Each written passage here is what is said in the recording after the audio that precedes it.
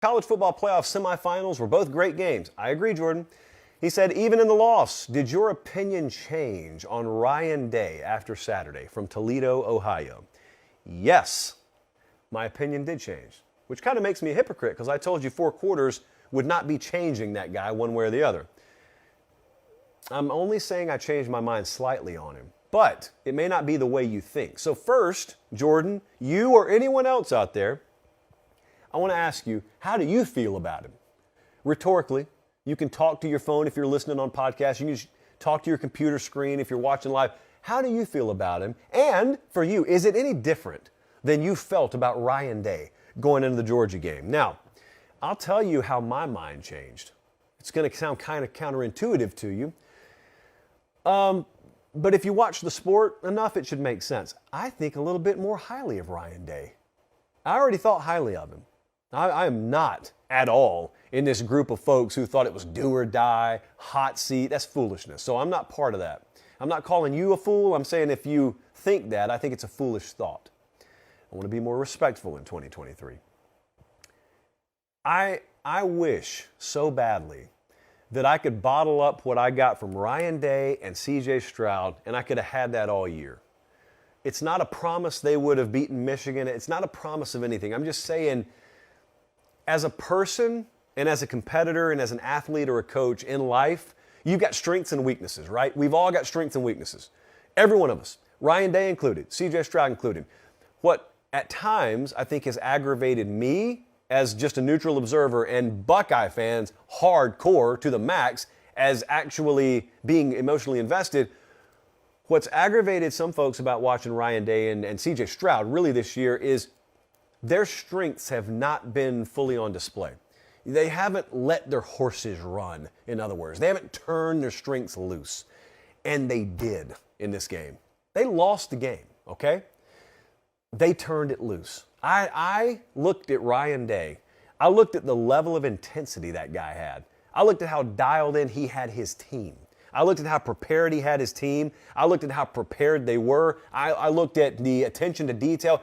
Every box that a fraudulent coach would not have had checked, Ryan Day had checked. You don't always win. You play at this level, other really good teams can beat you. Tip your cap to Georgia.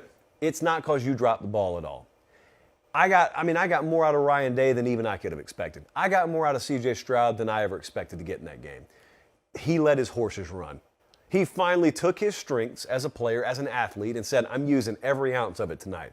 And if I lose, I lose. But I got news for you. What you got out of Ohio State and Ryan Day the other night, 9 times out of 10, that's good enough to win. And in fact, most of the time it'd be good enough to win comfortably where you can rest your quarterback and play the backup in the fourth quarter. So if my mind changed about Ryan Day, it's that I think even maybe a little bit more highly of the guy than I did. You can nitpick play calling if you want to. That's fine. I'm not telling you the guy's perfect. I'm telling you he had his team and his program at a very high level the other night, and they just got beat. Oh, well, they got beat. That team did not play at that level against Michigan. Not close. Not close. So what did they do? They rebounded. They regrouped. They were given a second chance. Most folks don't get it. And they rebounded, and I thought they represented themselves very well. Jesse walks in earlier today, and for those of you who thought this was a do-or-die game for Ryan Day, and you think now, well, we've got the book on Ryan Day. We know who he is. No, you don't. You don't, because you don't know what the future holds. Once upon a time, they thought they had Kirby Smart figured out in the SEC. About a year ago, he couldn't win the big one. Well, then all of a sudden he won the big one. And now he's a national champ, and he's a favorite to win another one, and he's the toast of the SEC. And what changed? 4 quarters changed everything, really. But Jesse walks in, and he gives me a list. And it is the best winning percentage of all head coaches in the history of major college football with a minimum of 50 games. Walter Camp is number 1. Guy named Knute Rockne is number 3. Ryan Day is number 2. But yes, by all means, the guy is just a nexus of underachievement in the universe. Let's get him out of here. Moving forward, there are going to be a lot of people who tell you Ryan Day chokes in big games, can't get it done. Notice the word can't. I'm going to come back to that in a second. He won't win the big game for us. He'll just fatten up on inferior competition. You hear it just like I do. So you know what they're saying. Let me tell you, it's very fitting that he just faced Kirby Smart, because I keep trying to remind people what they were very recently saying about Kirby Smart. It was the same thing, exact same thing. Back in 2018, Kirby plays in the SEC title game. They called a horrific fake punt in the middle of the fourth quarter, probably turned the game. They lose against Alabama. You know what they said about him? Chokes in big moments, man. That's an elite head coach wouldn't have made that call. No, a more experienced head coach wouldn't have made the call. Well, guess what Kirby Smart has now? He's got experience. And it comes time for them to call a timeout in a key moment the other night when Ohio State's about to execute a perfect fake punt, and he called it. Why? Probably because he's a little more experienced, and he's got thousands of hours of repetition under his belt, and Ryan Day doesn't quite have that yet. He will one day. I go back to the word can't.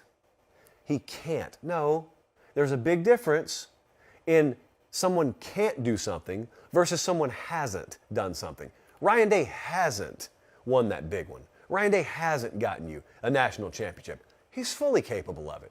Fully capable. And it's not overhauling the program. He doesn't have to reinvent himself. The reality is, they're close right now. Outside of the teams who have already won one, they're as close as any program out there. The difference is fractions of degrees. If I'm sitting in Nashville, Tennessee right now, and I plot a chart 1 degree different, it doesn't make a whole lot of difference at the edge of this table right here. But if I'm going to Prague, if I'm going to Sicily, 1 degree's difference in my course makes a big difference. It makes 100 miles worth of difference once I get that far away. Well, if you change degrees, just fractions about yourself and your program, you know what difference that can make over the span of a football season? Playing 12 games over 4 months, plus you've got summer workouts, you got spring. If you just change fractions of degrees, you know, if you bring in 1 player from the portal, if you shore up corner, I was listening to our buddy, actually, I don't want to single someone out. I mean, I listen to Zach Smith a lot, but a lot of the Ohio State beat had noticed this team's not quite what they have been at corner. Well, develop them. Get them better at corner. That doesn't mean tearing it down to the studs and rebuilding the program. They don't need to do that. That's just hyperbole and nonsense. So, yeah, I guess I do think a little differently of Ryan Day. I got more respect for the guy now than I did Saturday, and he lost. So that's what can happen sometimes on a loss. Guys, thanks for watching Late Kick. Make sure and leave a comment. I love interacting with you. But most of all, please like the video and subscribe to the channel. That's how we keep all of this free.